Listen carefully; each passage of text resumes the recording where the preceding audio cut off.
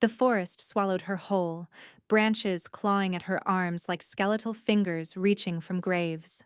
Lila Nightshade ran until her lungs screamed for mercy, until the 7-month swell of her belly cramped with warning contractions that nearly brought her to her knees. But she couldn't stop. Behind her, the howls of her former pack still echoed through the ancient pines, hunting calls that promised no mercy for a branded traitor. Her bare feet, they'd taken her shoes along with everything else, sliced open on roots and stones. Blood left a trail she couldn't hide, couldn't help, couldn't think about right now. All that mattered was distance.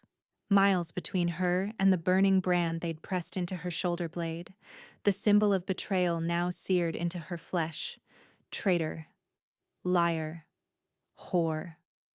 The words still rang in her ears, spoken by wolves she'd known her entire life. Spoken by her own sister, whose pretty face had twisted with triumph as she'd pointed at Lila before the assembled pack.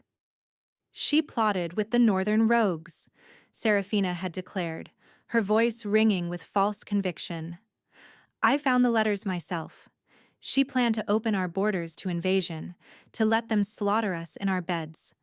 And those children she carries, they're not Marcus's. They're the bastard spawn of the rogue alpha she's been meeting in secret. Lies. Every word poison and lies. But the elders had believed Seraphina, beautiful, manipulative Seraphina, who had always resented Lila for being firstborn, for being chosen as their mother's successor to lead the healers, who had wanted Marcus for herself and never forgiven Lila for catching his eye first. Marcus. A sob caught in Lila's throat as she staggered around a massive oak, one hand pressed to her heaving belly where the twins shifted restlessly. Marcus, who had stood silent while they branded her. Marcus, who had looked away when she'd screamed his name, begged him to tell them the truth, that he was the father, that she had never betrayed anyone, that Seraphina was lying through her perfect teeth. He'd said nothing. He let them burn you, she thought, the words hollow in her mind. He let them take everything. The forest floor began to slope upward, and Lila's legs trembled with exhaustion she could no longer fight. 3 days she'd been running, surviving on stream water, and the few bitter berries her healer's training told her were safe. 3 days since she'd slept more than a handful of stolen minutes. 3 days since she'd felt anything beyond the animal drive to survive, to protect the lives growing inside her. The twins kicked in unison, a flutter of movement that brought tears streaming down her dirt-streaked face. I know, she whispered to them, her voice cracked and raw. I know you're scared, but Mama's going to keep you safe. I promise, I promise. Another contraction rippled through her, harder than the last, and Lila gasped as her knees finally buckled. She caught herself against a tree, bark scraping her palms bloody, and forced herself to breathe through the pain. Too early. 8 more weeks. They're too small. The healer in her cataloged symptoms with clinical precision even as the mother in her fractured with terror. Dehydration, malnutrition, extreme stress response. All factors that could trigger premature labor, that could steal her children from her before she ever heard them cry. She wouldn't let that happen. She couldn't. The contraction eased, and Lila pushed herself upright through sheer force of will. 1 foot in front of the other. Just keep moving. Find shelter. Find food. Find... The scent hit her first. Pine and snow and something ancient, powerful in a way that made the animal part of her go utterly still. Pack territory. Not her pack.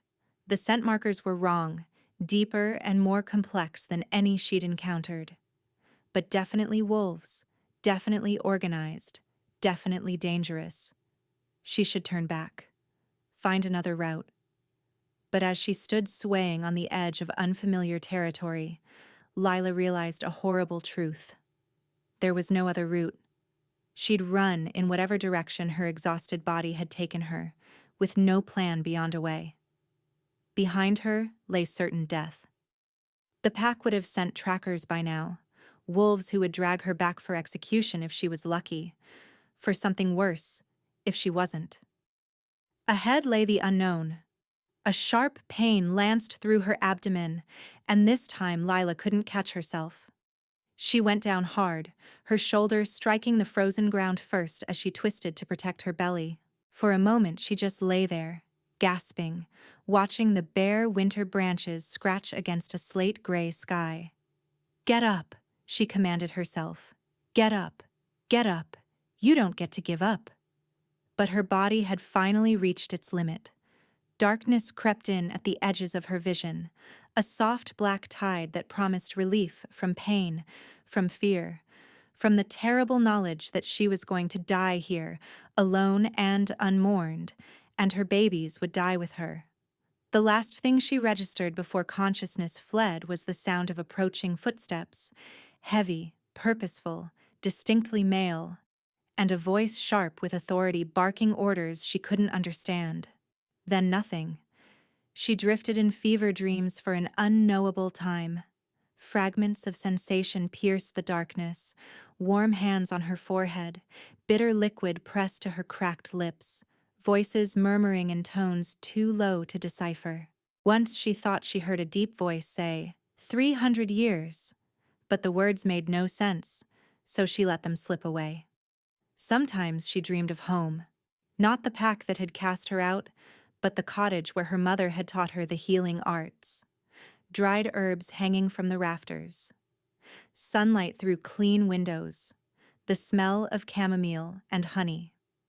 Sometimes she dreamed of fire and screaming and a brand descending toward her skin, and she thrashed until gentle hands held her still, and a voice like midnight thunder rumbled, "Easy, you're safe here. Rest." She obeyed because she had no strength left to do otherwise. The dreams began to thin on what might have been the second day, or the third. Sensation returned in pieces. The impossible softness of sheets against her skin, a crackling fire somewhere nearby, the steady, strong heartbeats of her twins, still safe within her, still alive. And a presence. Lila's wolf, battered into near silence by days of terror and flight, suddenly pressed forward with an urgency that made her breath catch. Something was close, something important, something that made heat bloom in her chest despite her weakness, that made her skin prickle with awareness even before she opened her eyes. What? She forced her eyes open. Silver. That was her first coherent thought. Silver eyes, pale as winter moonlight, watching her from a chair positioned precisely beside her bed. Eyes set in a face that looked carved from stone, all sharp angles and harsh beauty, framed by dark hair that fell to massive shoulders. He sat motionless, this stranger, with a stillness that spoke of either perfect control or absolute predatory patience. He wore black, simple and fine, and his hands rested on the chair arms with deliberate calm. But Lila could see the tension in his jaw, the coiled readiness in his frame. This was not a man at rest. This was a wolf pretending to be tame. And he was looking at her. Their gazes locked, and warmth flooded Lila's chest like sunlight breaking through storm clouds. Sudden, overwhelming, impossible. Her wolf surged against her skin with a recognition that defied everything she knew, everything she'd believed about fate and bonds and the cruelty of the world. Mate. The word blazed through her mind like wildfire, and she watched his silver eyes bleed to molten gold as a low growl rumbled from his chest. He gripped the chair arms with sudden violence, and she heard wood splinter beneath his hands. His iron control fractured for one raw, devastating moment. She saw hunger and disbelief, and something that might have been terror flash across that stone-carved face, before he mastered himself. But when he spoke, his voice emerged rough as gravel. Impossible. The word fell like a stone into still water. I stopped feeling the bond 3 centuries ago. 3 centuries. The words hung in the air between them, heavy with implications Lila's exhausted mind couldn't begin to process. Her wolf pressed against her skin with desperate urgency, whining with a need she'd never felt before. Not with Marcus, not with anyone. This was different. This was primal. And utterly, terrifyingly wrong. I. Her voice cracked, rough from days of disuse and fever. She tried to push herself upright, but her arms trembled like newborn fawns, and a wave of dizziness sent the room spinning. He moved before she could fall. One moment he sat rigid in his chair, the next his hands were on her shoulders, easing her back against the pillows with a gentleness that seemed impossible from someone so large. The touch sent warmth cascading through her veins, pooling in her chest where the bond pulsed like a second heartbeat. She gasped, her fingers curling into the silk sheets as her body responded to his nearness with an intensity that bordered on pain. Don't. His voice had dropped to a near whisper, strained with effort. Don't try to move. The physician said the strain nearly. He stopped, jaw clenching hard enough that she heard his teeth grind together. You almost lost them. The children. The children.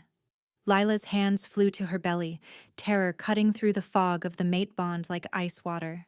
But she felt them immediately. 2 steady heartbeats, 2 small bodies shifting and settling, very much alive. Relief crashed through her so hard that tears spilled down her cheeks before she could stop them. They're safe. He hadn't moved away. His hand still rested on her shoulders, and she realized with a start that he was shaking. This massive, terrifying stranger with his ancient eyes and predator's stillness was trembling. The healer checked them an hour ago.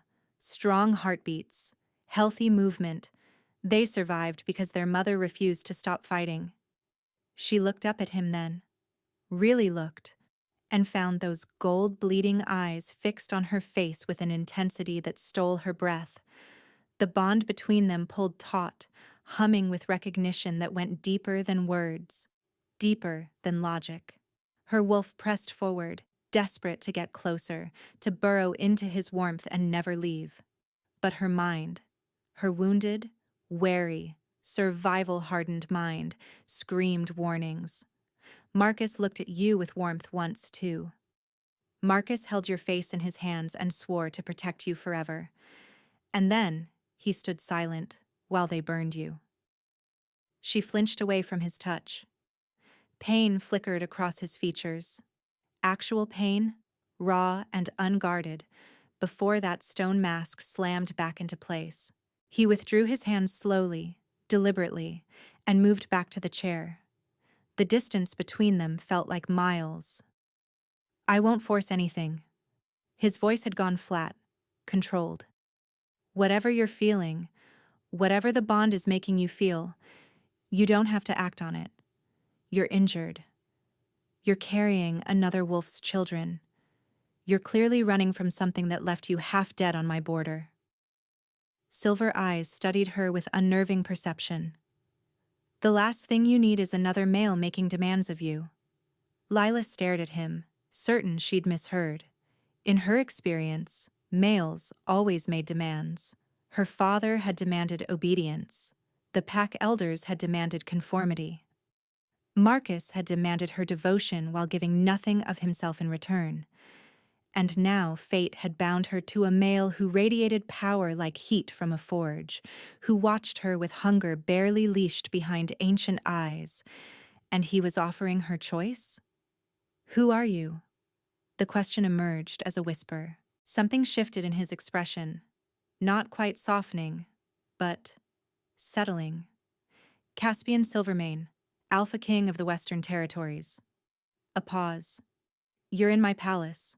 My border guards found you unconscious 3 days ago. Alpha King. Alpha King. Lila's mind went blank with shock. She'd heard stories of Caspian Silvermane, whispered tales of a wolf so powerful he'd united the fractured Western packs through sheer force of will, who ruled an empire that stretched from the mountains to the sea. They said he was brutal, merciless. They said he'd never taken a mate because no female could survive the intensity of his wolf. They said he'd stopped looking for a mate centuries ago. You... She couldn't finish the sentence. Her thoughts scattered like startled birds, overwhelmed by the impossibility of the situation. She was pregnant, accused of treason, marked as a traitor, carrying another male's children. She had nothing. No pack, no protection, no future. And fate had bound her to a king. The universe, it seemed, had a cruel sense of humor.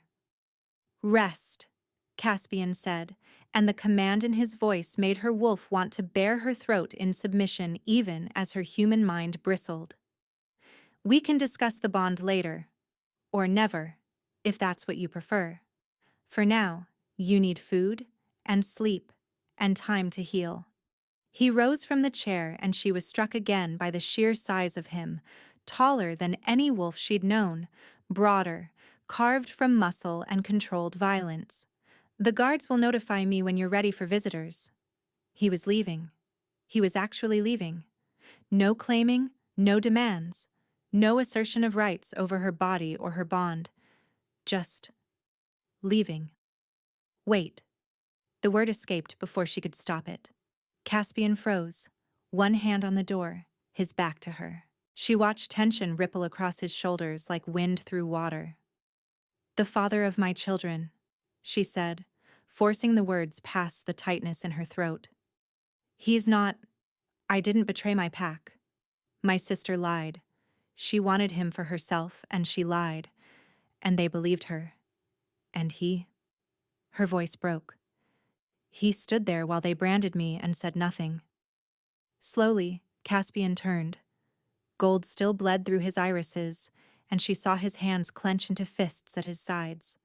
"The brand," he said very quietly, "on your shoulder blade." She nodded, shame burning through her. He'd seen it. Of course he'd seen it.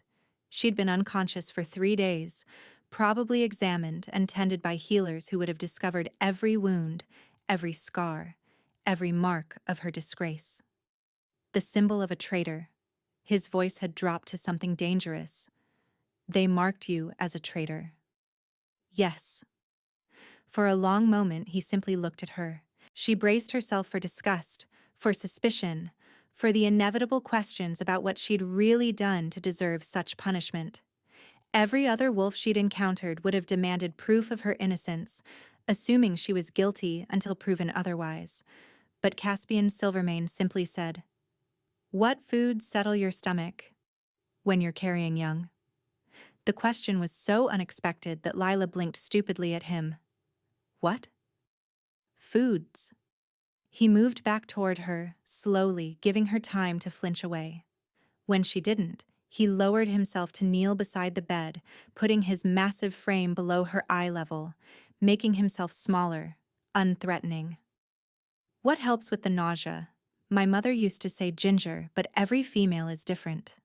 She stared at him, this king on his knees beside her sickbed, asking about her dietary preferences. Her wolf pressed forward again, keening softly with confused longing. "Honey," she heard herself say, "honeyed bread. And chamomile tea. My mother used to..." She stopped, throat tightening at the memory. Chamomile and honey. He nodded once, rose smoothly to his feet. "I'll have it brought. Try to rest until then." He was almost to the door when he paused, looking back over his shoulder. "The children's father, the male who watched them brand you, has no claim here. None whatsoever. You and your young are under my protection now. Bond or no bond." His eyes held hers with burning intensity. "Whether you ever accept what's between us or not, you may stay as long as you wish. I won't take what isn't freely given." Then he was gone, the door closing softly behind him. Lila stared at the empty space where he'd stood, her heart pounding and her wolf whining with confused loneliness. Nothing about this made sense. Alpha males didn't kneel. They didn't ask about comfort foods and respect boundaries. They didn't leave their newfound mates alone to rest without claiming or touching or demanding something. But he had. "Maybe," her wolf whispered. "Maybe this one is different." She shoved the thought away, burying it beneath layers of exhaustion and fear. She couldn't afford hope. Hope was a luxury she'd lost the moment Marcus had looked away from her screaming face. But as she drifted back toward sleep, her hand unconsciously pressed to her belly where the twin stirred peacefully. She couldn't quite suppress the warmth that lingered in her chest where the bond had taken root. True to his word, Caspian returned within the hour carrying a tray himself. No servants, no attendants. Just the Alpha King of the Western Territories walking through her door with a plate of honeyed bread, still warm from the ovens, and a steaming pot of chamomile tea. The scent hit Lila's nose and her stomach growled so loudly that embarrassment heated her cheeks. "When did you last eat properly?"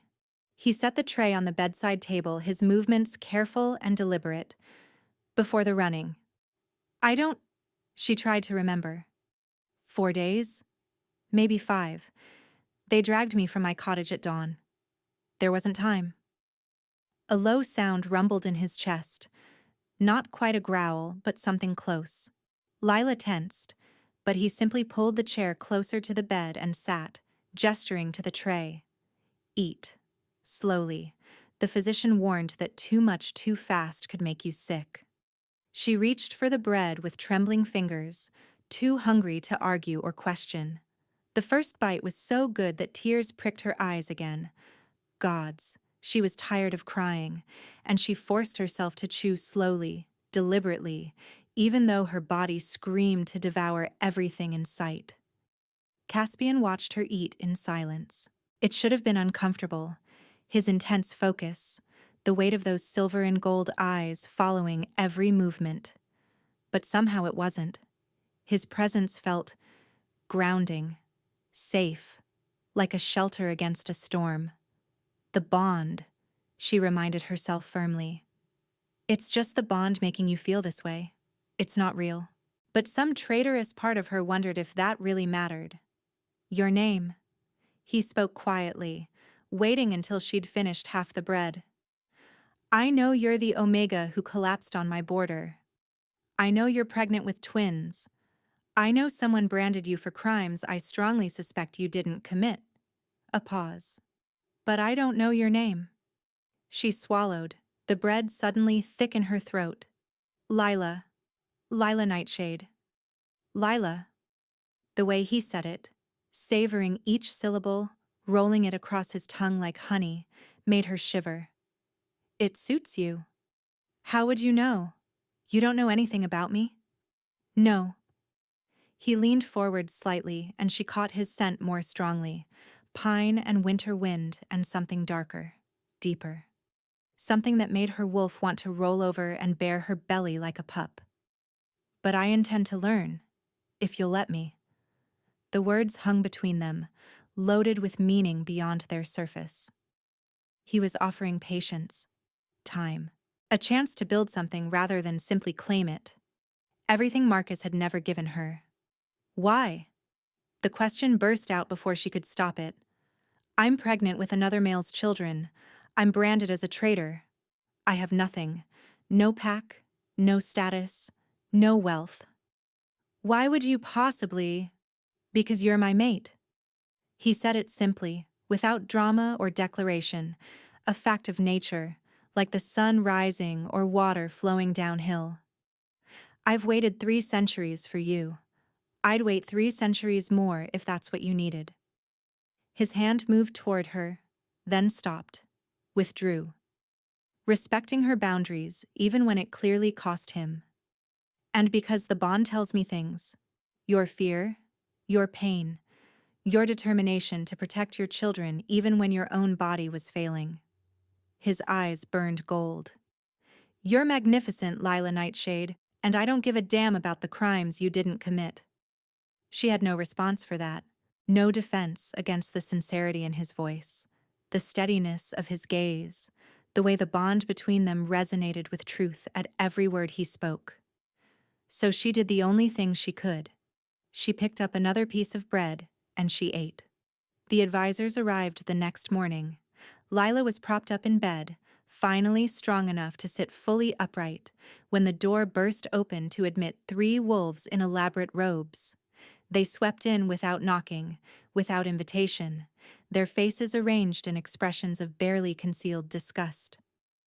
Unconscionable, the oldest was saying, a silver-haired male with a pointed beard and colder eyes.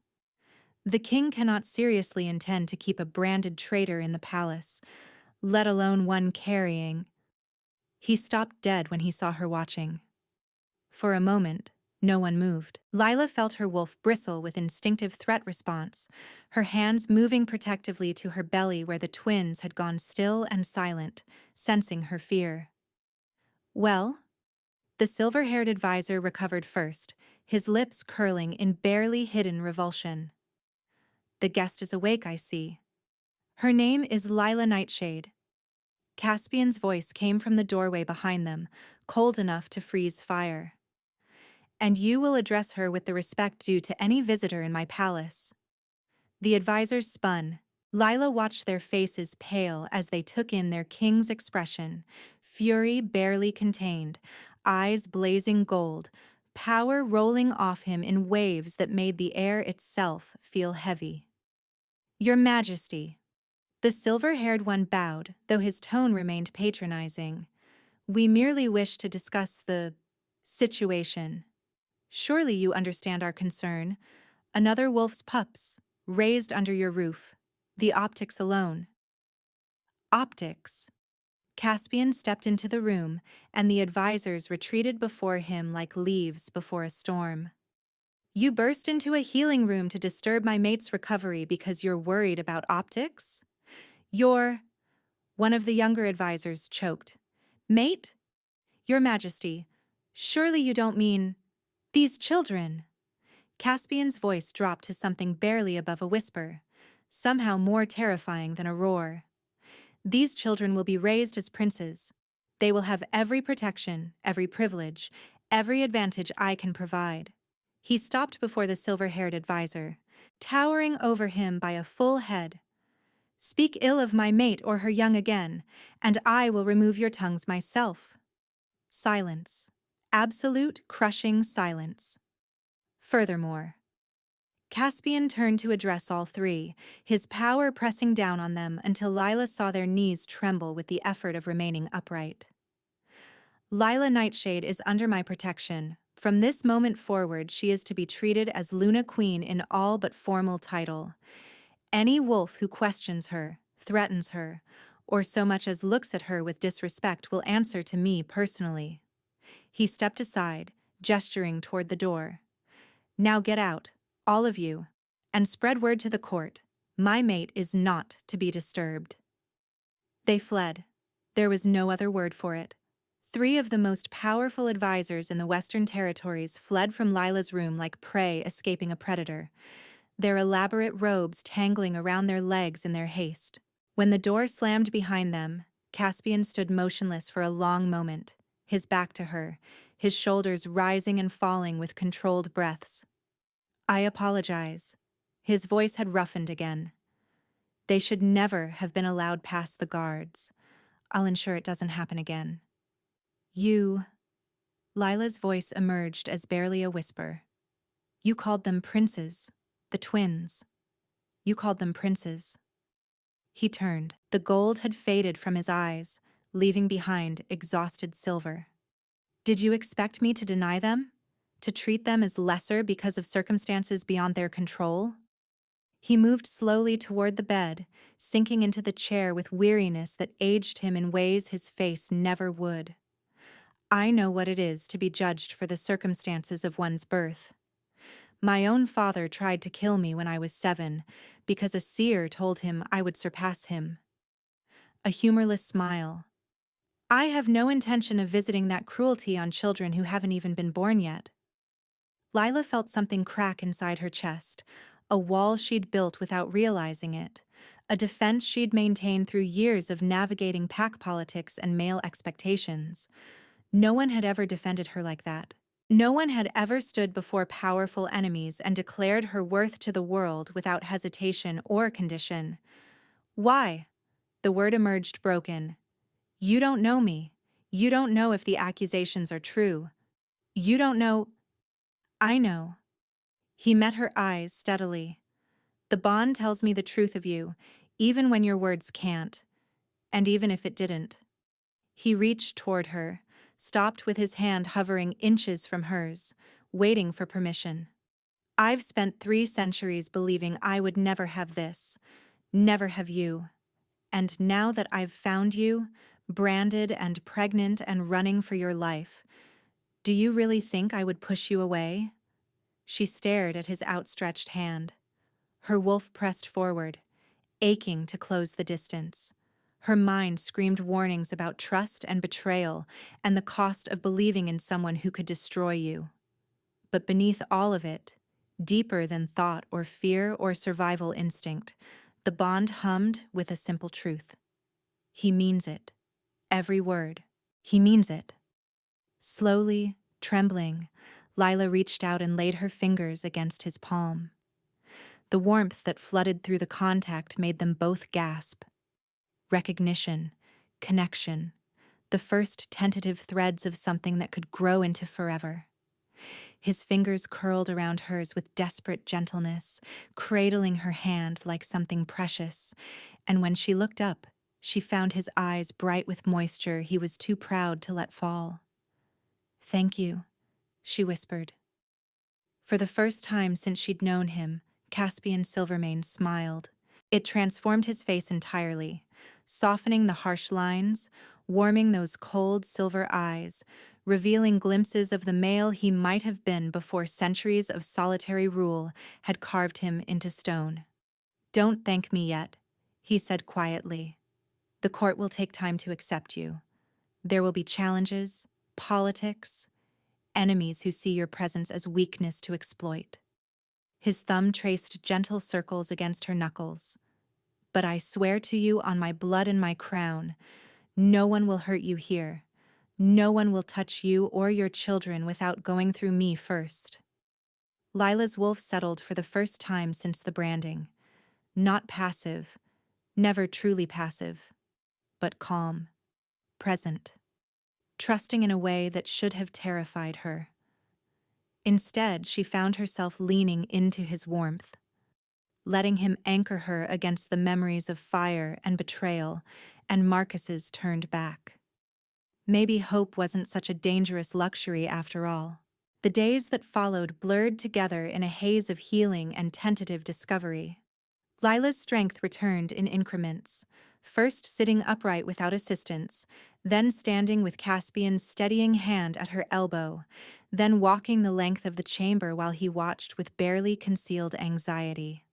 The twins grew stronger too, their movements becoming more pronounced, more insistent, as if they sensed the change in their mother's circumstances and approved. Caspian visited every morning and evening without fail. He brought her meals personally, refusing to delegate the task to servants despite the raised eyebrows of his household staff. He sat with her while she ate, asking questions about her healing training, her mother's cottage, the herbs she'd learned to cultivate. He never pressed about Marcus or her sister or the accusations, simply let her speak when she wanted to speak, and sat in comfortable silence when she didn't. It was during one of these quiet evenings, a week after her awakening, that the first crack appeared in their fragile peace. Lila was propped against pillows, a book of herbal remedies open in her lap. One Caspian had procured from the palace library after she'd mentioned missing her mother's collection. He sat in his customary chair, reviewing documents by candlelight, his presence a warm anchor at the edge of her awareness. The bond hummed between them, growing stronger each day, though neither had spoken of it directly since that first conversation. A sharp knock shattered the tranquility. Caspian's head lifted, silver eyes narrowing. "Enter." The door swung open to admit a male Lila hadn't seen before, tall and lean, with hair the color of old blood and eyes that held the flat, assessing quality of a predator sizing up prey. He wore robes of deep crimson trimmed with silver thread, and something about the way he carried himself made Lila's wolf go rigid with instinctive warning. "Forgive the intrusion, Your Majesty." His voice was smooth as poisoned honey. I've only just arrived and heard the remarkable news about your guest. Caspian rose slowly, placing himself between the stranger and Lila's bed with deliberate precision. Nikolai Ashford, I wasn't aware you'd been invited to court. The purest covenant requires no invitation to attend matters of spiritual significance. Nikolai's gaze slid past Caspian to fix on Leela, and the hunger in his expression made her skin crawl. And this is a matter of profound spiritual significance indeed. Heat pulsed beneath Lila's skin as her instincts sharpened to razor points. She pressed one hand to her belly, feeling her twin shift restlessly as if they too sensed the wrongness radiating from this male. You speak in riddles. Caspian's voice had dropped to a dangerous register. Clarify, quickly. Nikolai smiled, a thin, serpentine expression that never reached his flat eyes. Surely you've consulted the ancient texts, my king, the prophecy of the moon's daughter, carrier of twin flames. He pulled a scroll from his robes, unfurling it with theatrical flourish. Mixed blood children of the true Luna will either unite the packs or destroy them utterly. The signs are unmistakable. A healer's daughter, branded and cast out, bearing twins at the precise alignment of stars that hasn't occurred in 5 centuries. Lila's breath caught. What are you talking about? Nikolai's attention fixed on her fully now, and she felt it like a physical weight pressing against her chest. Your children, dear girl, they fulfill the prophecy my order has guarded for generations, and I'm afraid that prophecy is quite clear about what must be done with them. Nothing will be done with them. Caspian stepped forward, and Lila saw his hands had shifted partially, claws extending, the predator surfacing through his carefully maintained control. They are under my protection. With respect, Your Majesty, this matter transcends your authority. Nikolai didn't retreat, though something flickered in his eyes. Calculation, perhaps, or careful assessment of how far he could push. The purest covenant has maintained the purity of our bloodlines for 1,000 years. These children represent a corruption that must be. Choose your next words very carefully. The temperature in the room seemed to drop. Because if the word purification leaves your lips, I will tear your throat out before you finish speaking it. Silence stretched between them, taut as a bowstring. Then Nikolai laughed, a soft, cultured sound that raised every hair on Lila's arms. Of course, I would never presume to threaten children under the king's own roof. He tucked the scroll back into his robes with deliberate slowness. I merely wish to make the Covenant's position known. We will be watching developments with great interest. He turned toward the door, then paused, glancing back at Lila one final time. The mask of courtesy had slipped just enough to reveal something ancient and fanatical beneath. A true believer's absolute certainty in his own rightness. The prophecy will be fulfilled one way or another. The only question is whether it brings unity or destruction. His gaze dropped to her belly. And that depends entirely on choices yet to be made. He swept from the room before Caspian could respond. The moment the door closed, Caspian crossed to Lila's bedside in 3 swift strides. His hands cupped her face, tilting it up so he could search her eyes. Are you all right? Did he... the way he looked at you? I'm fine. Her voice emerged steadier than she felt. Caspian, what is the purest covenant? What prophecy was he talking about? His jaw tightened. Fanatics who believe certain bloodlines are superior. They've caused trouble for centuries, usually through political maneuvering rather than direct action. But their leader before Nikolai was comparatively moderate. He released her face but didn't move away, his warmth a comfort against the chill that had settled in her bones. I knew he'd risen to lead them. I didn't realize he'd become this bold. He wants my children. The words tasted like ash. He believes there's some kind of abominations. He believes whatever serves his cult's agenda. Caspian's hands found hers, gripping tight. Lila, Listen to me. Nikolai Ashford has no power here. The purest covenant holds sway only with those who choose to follow their doctrines. I will not allow him near you or your children. She wanted to believe him. The bond urged her to trust, to let him carry this burden alongside her. But fear was a familiar companion, and it whispered warnings she couldn't ignore. He called me mixed blood, said the prophecy speaks of a Luna carrying twin flames. Her voice dropped. Caspian, I don't understand what any of this means, but he looked at me like he knew something about my bloodline, my family, and he seemed very certain about what needs to happen. Caspian was quiet for a long moment. When he spoke, his voice had gentled. Tomorrow I'll have the palace archives searched, every reference to this prophecy, every text the purest covenant claims as doctrine. We'll learn exactly what Nikolai thinks he knows. His thumb traced circles against her knuckles, that same soothing gesture that had become familiar over the past week. But whatever we find changes nothing. You are my mate. These children are mine to protect. No prophecy, no cult, no fanatical zealot will take that from us. The fierce conviction in his words made something warm unfurl in Lila's chest. She let herself lean into his touch, her wolf settling despite the lingering unease. He said the children would unite or destroy the packs, she murmured. What if he's right? What if there's something dangerous about them? About me? Then we face it together. Caspian lifted her hand to his lips, pressing a kiss to her palm that sent warmth flooding through her veins. But I've learned not to trust prophecies or those who claim to interpret them. My father believed a seer's words over the evidence of his own eyes. It made him a murderer. The reminder of his childhood, his father's blade, the betrayal of blood, silenced her protests. If anyone understood the danger of letting fear dictate action, it was Caspian. Together, she echoed softly. His smile was small, but genuine. Together. The days that followed took on a different quality, sharper, more watchful. Caspian doubled the guards around Lila's chambers and assigned 2 trusted warriors to shadow her whenever she left the room. She chafed at the confinement initially, but the alternative, Nikolai's flat predator eyes tracking her movements, made compliance easier to accept.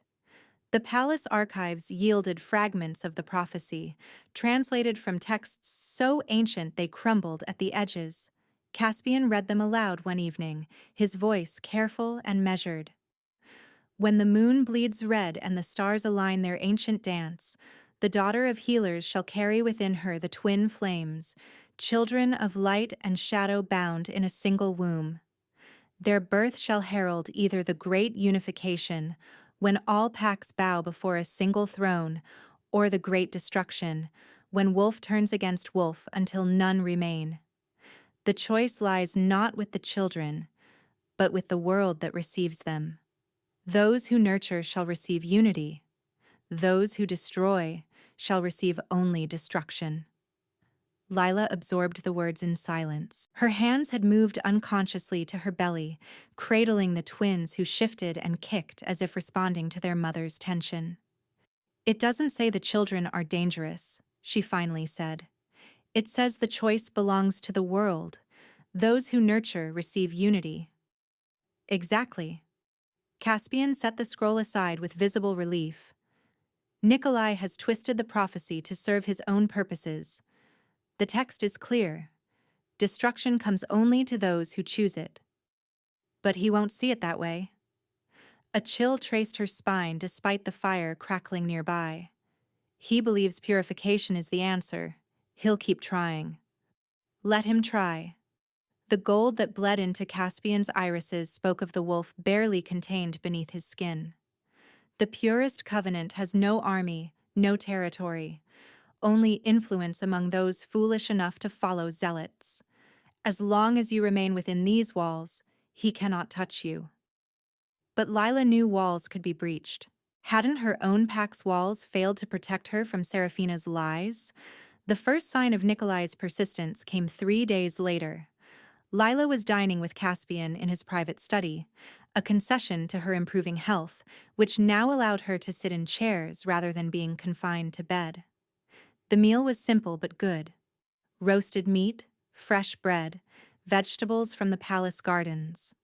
She'd just bitten into an apple when the taste registered, bitter beneath the expected sweetness, with an undertone that made her healing instincts scream. She spat the bite onto her plate and shoved the apple away. Lila? Caspian was on his feet instantly. What's wrong? Foxglove. Her voice shook despite her efforts to steady it. That apple was laced with foxglove. In that concentration, she pressed her hands to her belly, her heart racing. It's not enough to harm a grown wolf, but for unborn children. Caspian's roar brought guards flooding into the room. He barked orders. The kitchens searched, every servant questioned, the food supplies quarantined and tested. Through it all, Lila sat frozen, staring at the innocuous-looking apple that could have killed her babies. The culprit was never found. The kitchens revealed nothing suspicious. But 2 days after the incident, Lila discovered a note tucked beneath her pillow, written in elegant script. The prophecy demands sacrifice. Your compliance would be honored. Your resistance will be remembered. A friend to all pureblood wolves. She showed the note to Caspian without speaking. She watched his face cycle through shock, fury, and finally a cold, deadly calm that was somehow more terrifying than his anger. He has someone inside the palace. Caspian's voice was barely above a whisper, the quiet before a devastating storm. Someone close enough to access your chambers while you slept. What do we do? His hand covered hers, but there was nothing gentle about his grip now. His claws had extended, pricking against her skin without quite breaking it. We find them. We root out every sympathizer Nikolai has planted within these walls, and when we're done, his eyes had gone fully gold, the predator no longer contained. I will show the purest covenant exactly what happens when someone threatens what belongs to me. The words should have frightened her. The possessiveness, the violence barely leashed behind his control. But her wolf rose to meet his intensity, recognizing a protector rather than a threat. She turned her hand in his grip, interlacing their fingers despite the claws that could so easily tear her flesh. Then we find them together, she said. Because I am done running, Caspian. I am done being prey. Something shifted in his expression, pride, perhaps, or fierce approval.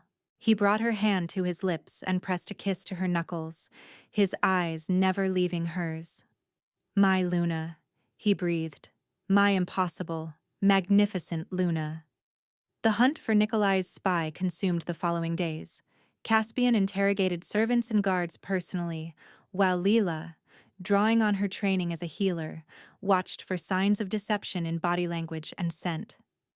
They worked side by side, often late into the night, and the partnership forged something new between them, not just the bond's pull, but genuine respect, earned through shared purpose. It was during one of these late nights that they found themselves alone in Caspian's private library, surrounded by scattered documents and the remains of a meal neither had touched. You should rest. Caspian's voice was soft. The physician says strain isn't good for the twins. The physician says many things. But Lila set down the report she'd been scanning, rubbing her eyes. I can't sleep knowing someone in this palace wants my children dead. He moved to stand behind her chair, his hand settling on her shoulders. The warmth of his touch eased tensions she hadn't realized she'd been holding. We'll find them. I swear it. I know. She let her head fall back against his chest, too tired to maintain her usual guard. It's just, I thought I was done with this. The fear, the looking over my shoulder, wondering who might betray me next. I thought finding you meant... She stopped, suddenly aware of how much she'd revealed. But Caspian only tightened his hold, his chin coming to rest atop her head. Finding me means you don't face it alone anymore. That's all I can promise. Not that the danger will end. I rule too vast a territory for that, but that you'll never face it without me beside you." Her wolf pressed forward, aching for closeness, for the comfort of his scent surrounding her. She turned in the chair, looking up at him, and found his face closer than expected, close enough to count the silver striations in his irises, to feel his breath warm against her lips. "When you look at me like that," she whispered, "I almost believe we'll survive this." "We will." His hand rose to cup her cheek, thumb tracing the curve of her cheekbone. "Not almost. Certainly, because I refuse to accept any alternative." She should pull back, should remember the lessons of Marcus's betrayal, the danger of trusting anyone too completely. But the bond sang between them, and her heart, her foolish, desperate heart, wanted to believe. "Caspian!" The door burst open. One of his guards stumbled in, blood streaming from a gash across his forehead. "Your Majesty, the Eastern Wing, they've set fires. They're trying to reach—" Caspian was already moving. "Stay here," he ordered Lila. "Bar the door. Don't open it for anyone but me." Then he was gone, and she was alone with the distant sounds of chaos filtering through stone walls. Lila's hands trembled as she moved toward the door, ready to bar it as Caspian had commanded. But the guard who'd brought the warning was still slumped against the doorframe, blood pooling beneath him, and her healer's instincts overrode her fear. "Let me see." She knelt beside him, pressing her fingers to the wound. "How many are there?" "Dozen, maybe more." The guard winced as she probed the gash. They came through the servants' passages, knew exactly where to strike. His eyes widened suddenly, focusing on something behind her. "My lady." The blow came before she could turn. Something hard connected with the back of her skull, and the world fractured into shards of pain and darkness. She heard the guard cry out, heard scuffling, heard a voice she recognized with cold certainty. "Careful with her. The children must remain viable for the ritual." Nikolai Ashford. Lila fought to stay conscious as rough hands hauled her upright. Her vision swam, but she could make out the robed figures surrounding her, their faces hidden beneath deep hoods. The guard lay motionless now, and she couldn't tell if he was dead or merely unconscious. "You've caused me considerable trouble." Nikolai's face swam into focus, those pale eyes gleaming with fervent conviction, that thin smile that never reached beyond his lips. "But perhaps that's fitting. The prophecy speaks of trials before the cleansing." "The prophecy says nothing about cleansing." Her voice came out stronger than she expected, sharpened by fury. "Caspian showed me the original texts. You've twisted everything." Something flickered in Nikolai's expression. Surprise, perhaps, or irritation. "The Alpha King shares ancient secrets with his little foundling? How touching." He gestured to his followers. "Bring her to the garden. The stars align within the hour, and we must be ready."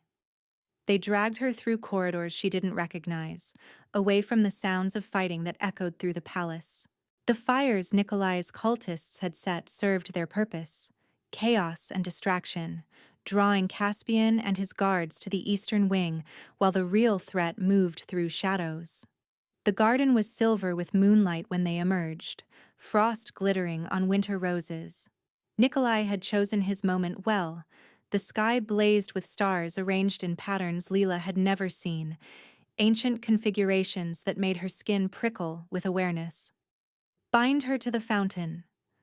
Nikolai produced silver chains from beneath his robes, the metal gleaming with malevolent promise. "The water will carry her blood to the earth, and the earth will receive the purification it requires." The chains burned where they touched her wrists, silver's poison seeping into her veins. Lila gasped as they forced her to her knees beside the frozen fountain, as they wrapped the metal around her arms until she couldn't move without searing pain. "My children have done nothing." She hated the tremor in her voice, but she couldn't suppress it. "They're innocent." "Innocence is irrelevant." Nikolai drew a ceremonial blade from his belt, its edge gleaming with silver inlay. The prophecy speaks of destruction or unification. The purest covenant has maintained bloodline purity for 1,000 years. We will not allow mongrel children to corrupt what we've preserved. He lifted the blade, positioning it above her swollen belly. Their sacrifice ensures our survival. Future generations will honor this night. The twins kicked violently within her, responding to her terror. And something else stirred too. Something ancient and powerful that she'd felt only once before. In fragments and whispers. In moments when her mother had spoken of bloodlines and gifts that skipped generations. The daughter of healers, the prophecy had said. Children of light and shadow. Not just her children. Her too. The daughter. The healer whose blood carried something more than medicine. Something Nikolai feared enough to orchestrate her entire downfall. The truth crystallized with sudden blazing clarity. Serafina's accusations, her pack's willingness to believe lies without evidence, Marcus's strange silence during her branding. None of it had been coincidence. Nikolai had orchestrated everything, had planted seeds of doubt, had manipulated her sister's jealousy, had ensured Lila would be driven from her pack and into desperate flight. He'd been hurting her, hunting her, waiting for the stars to align. You did this. The words emerged as a growl, her wolf pressing forward with sudden savage strength. My sister, my pack, you turned them against me. Nikolai's blade paused. Serafina required remarkably little convincing. Her jealousy was already ripe. I merely encouraged it. His smile turned cruel. She wanted your mate, your position, your mother's legacy. I simply helped her understand how to claim them. Rage erupted through Lila like wildfire, but this time she didn't try to contain it. This time she let it burn, let it merge with the ancient power that had lain dormant in her blood all her life. Heat gathered in her chest, spreading outward through her veins until her skin glowed with golden light. The silver chains began to smoke. What? Nikolai stumbled backward, his composure cracking. That's impossible. You're just a healer, a cast-off, I am the daughter of healers. Lila's voice resonated with power she hadn't known she possessed, and she saw the cultists flinch, saw their certainty waver. My mother carried this gift, her mother before her, and now my children carry it too. The light that heals and the shadow that protects. The chains shattered. Lila rose to her feet as fragments of silver scattered across the frozen ground, her hands blazing with golden radiance. The cultists nearest her cried out and fell back, their silver weapons clattering from burned fingers. The prophecy was never about sacrifice. She advanced on Nikolai, and he retreated step by step, his blade trembling in his grip. It was about choice. Those who nurture receive unity. Those who destroy... Kill her! Nikolai screamed at his followers. She's using forbidden magic. The prophecy demands... But his followers weren't moving. They stared at Lila with dawning horror, watching the light pour from her skin, watching their silver weapons lie useless on the ground. One by one, they dropped to their knees, and she saw in their faces the shattering of everything they'd believed. Nikolai's certainty crumbled into something ugly, desperate. He lunged forward, blade aimed at her heart, and Lila reacted on instinct, throwing herself to the side while calling on every scrap of protective power within her. Light exploded outward. Nikolai screamed as the radiance struck him, as his hands blistered where they gripped the silver blade. He dropped the weapon and staggered backward, but Lila wasn't finished. She advanced on him, her wolves, both the one beneath her skin and the two growing within her, lending her strength she'd never imagined. You threatened my children. Her voice was steady now, terrible in its calm. You orchestrated my branding. You destroyed my life to serve your twisted interpretation of a prophecy you didn't understand. You're an abomination. Nikolai spat the words even as he cowered before her light. Your bloodline should have died centuries ago. The healers were always too powerful, always threatening to upset the natural order. My bloodline ends your reign of fear. She didn't hear Caspian approach, but she felt him, through the bond that sang between them, through the sudden surge of savage protectiveness that merged with her own rage. He emerged from the shadows behind Nikolai, his claws already extended, his eyes blazing gold with the wolf fully unleashed. Nikolai tried to run. He didn't make it 2 steps.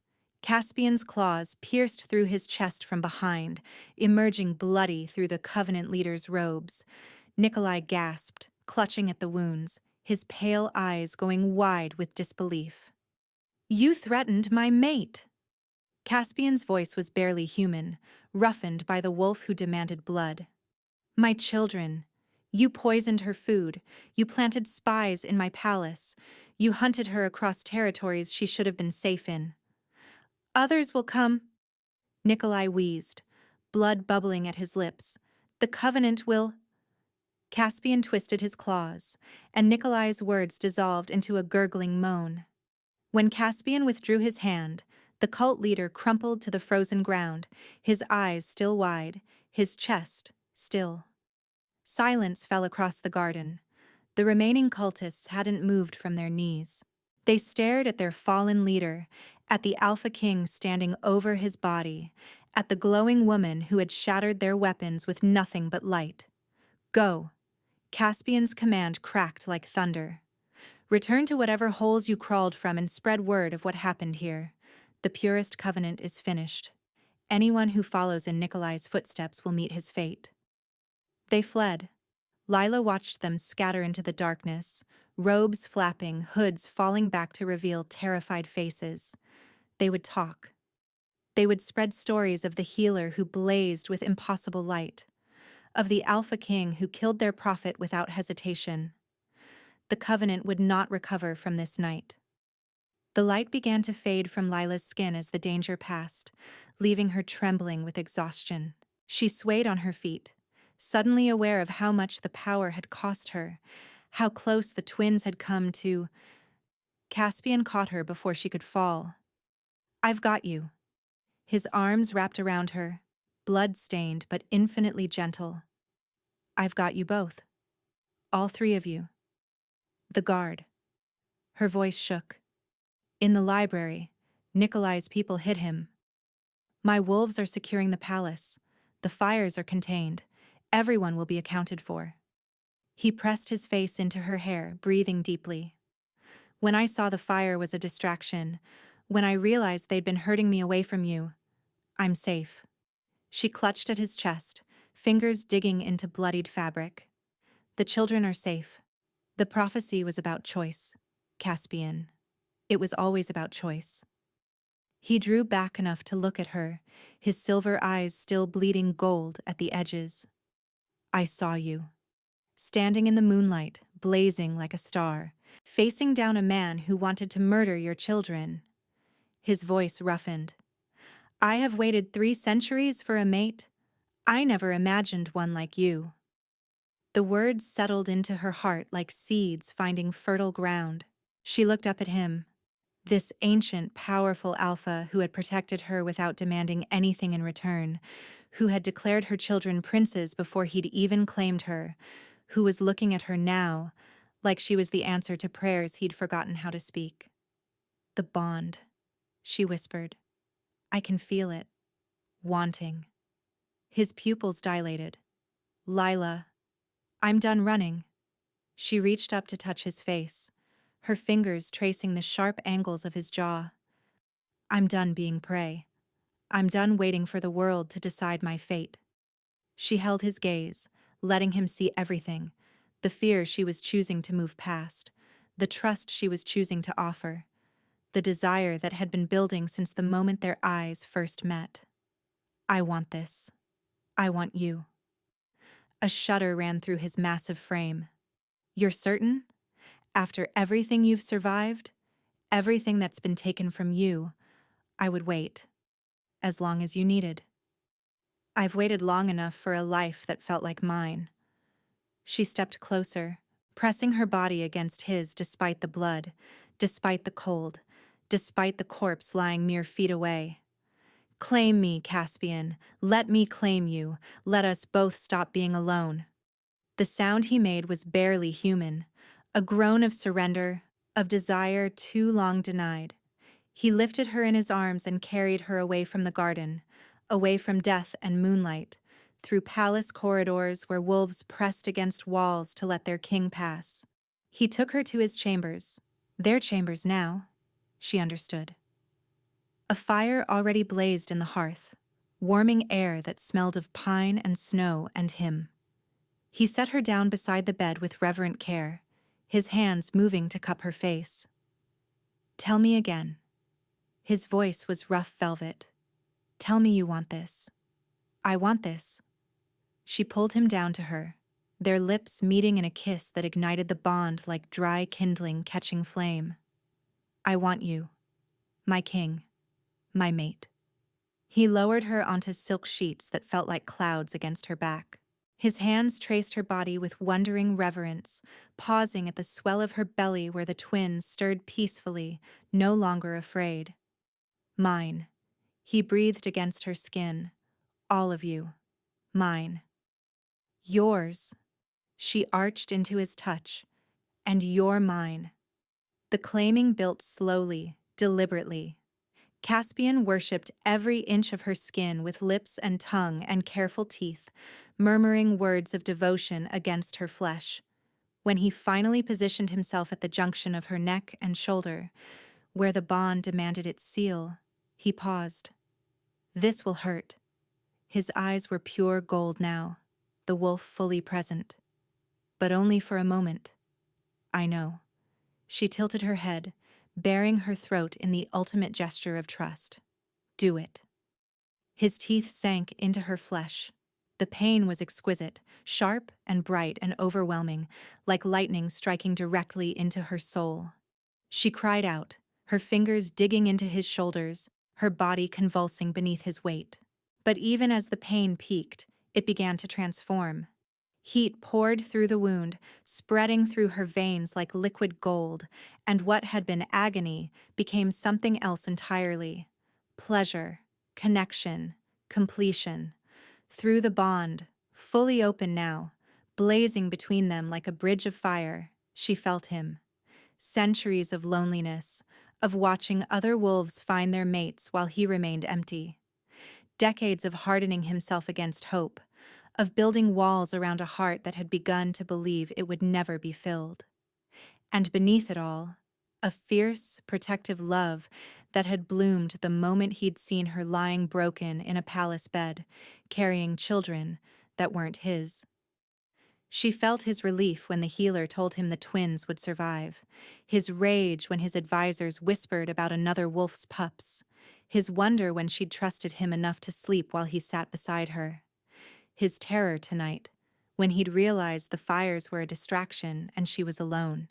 His love, deep and vast and utterly certain. Yours? She sent through the bond. Always yours? But she wasn't finished.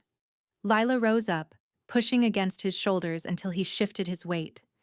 His eyes widened as he understood her intention, and something like awe crossed his ancient face. Lila. She pressed her mouth to his throat, feeling his pulse thunder beneath her lips. You said the marking is mutual, that a true mate claims as fiercely as she is claimed. His answering growl vibrated against her teeth. Yes. She bit down. His blood flooded her mouth, rich and wild, tasting of pine forests and winter storms. He shuddered beneath her, a sound tearing from his chest that was half groan and half howl. Through the bond, she felt his control finally, completely shatter, felt the walls of 3 centuries crumble into dust as her claim seared into his soul. The bond completed with an almost audible snap, 2 halves becoming one whole. Mine, she thought, and felt the word echo back to her in his voice. Mine, he agreed. Mate. Luna. Forever. They held each other as the bond settled into something steady and eternal, as their wolves sang in harmony for the first time. Lila pressed her face into his marked throat, breathing in his scent, now permanently intertwined with hers. His arms wrapped around her, cradling her against his chest as if she were something infinitely precious. "I love you," she whispered. The words came easily, naturally, as if she'd been waiting her whole life to say them to him. "I love you." He kissed her hair, her forehead, her lips. "My impossible Luna, my magnificent mate." The twins kicked between them, and Caspian laughed, a sound of pure joy that she suspected he hadn't made in centuries. "They approve," she said. "They have excellent judgment." He placed his hand over her belly, spreading his fingers wide. "My sons, my family." His voice cracked on the last word, centuries of solitude finally breaking apart. "I never thought. I had stopped believing." "Believe now." She covered his hand with hers. "We're here. We're not going anywhere." The first contractions came 3 weeks later, beneath a full moon that painted the palace silver. Lila labored for 6 hours while Caspian held her hand, refusing to leave despite traditions that demanded alpha males wait elsewhere. The physicians initially protested, but one look at the king's face silenced them. When they suggested he might be disturbing his mate, Lila laughed through a contraction and said, "He's the only thing keeping me sane. Try to remove him and I'll demonstrate exactly what the daughter of healers can do." The physicians didn't argue after that. Her sons arrived within minutes of each other, strong, healthy, crying lustily as they were placed in her arms. One had his mother's dark hair, the other showed the first hints of silver at his temples. Both had Caspian's eyes. "Impossible," the king whispered, staring at the infants as if they were miracles made flesh, which, Lila supposed, they were. "They have my eyes." "The bond," she said softly. "They're yours now, in every way that matters. The bond made them ours." He gathered all three of them into his arms, and she felt his tears warm against her hair. The announcement went out that day. Twin princes born to the Alpha King and his Luna Queen. The realm celebrated with feasts and fireworks, and wolves traveled from distant territories to pay tribute. Lila's false accusations had been formally overturned weeks before. Letters sent to her former pack explaining the Covenant's manipulation, demanding recompense for her branding. Her treacherous sister was found 3 days later trying to flee across the border. Caspian offered Lila the choice of punishment, but she shook her head. "Exile her," Lila said. "Strip her of pack bonds and cast her out. Let her feel what she condemned me to." Seraphina screamed as the bond-severing ritual completed, as she became what she had tried to make Lila: packless, mateless, utterly alone. Lila watched her go and felt nothing but the release of old wounds finally closing. The nursery Caspian commissioned adjoined their chambers, painted with silver moons and running wolves. He spent hours there, holding one son while Lila nursed the other, reading aloud from ancient texts about pack history and prophecy and the duties of princes. "You're teaching them diplomacy," Lila observed one afternoon. "They're 4 weeks old. It's never too early to begin their education." But he was smiling, that rare, genuine smile that transformed his severe face into something beautiful.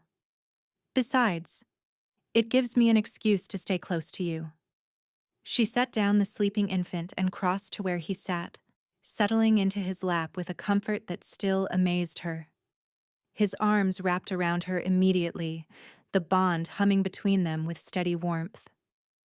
"You don't need excuses," she said. "You're my mate. You belong here." "Say that again." "You belong here." She kissed his jaw. "With me." His throat. "With our sons." His marked pulse point where her bite had scarred into permanent claim. "Forever." His arms tightened. Through the bond she felt his contentment, a peace so profound that it brought tears to her eyes. 3 centuries of loneliness, erased by one exhausted, pregnant wolf who had stumbled into his territory half dead. I never imagined this, he murmured against her hair. When I stopped looking for the bond, when I convinced myself it would never come, I couldn't have dreamed anything this perfect. Not perfect. She traced patterns on his chest. I'm still adjusting to being Luna Queen. The advisors still resent that I came with another wolf's children. My children. His growl was half serious. Anyone who questions that will answer to me. The Covenant may have splintered, but its ideas didn't die with Nikolai. There are wolves who still believe in blood purity, who see our sons as abominations.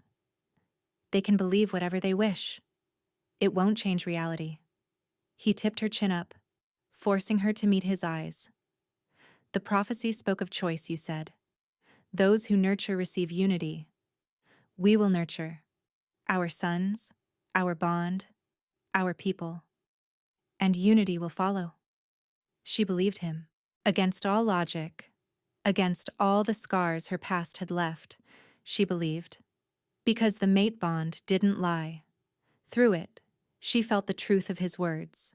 His absolute certainty that they would build something lasting, that their sons would grow to fulfill the prophecy's promise of unification, that the broken healer he'd found dying at his borders would stand beside him as his equal until the end of their days. I love you, she said. I love you. He kissed her softly. My Luna, my mate, my home. The twins stirred in their cribs, and Lila smiled as their bond echoes washed over her. 2 new threads of gold joining the tapestry of their pack, their family, their future. Not just survived, she thought. Finally, truly home.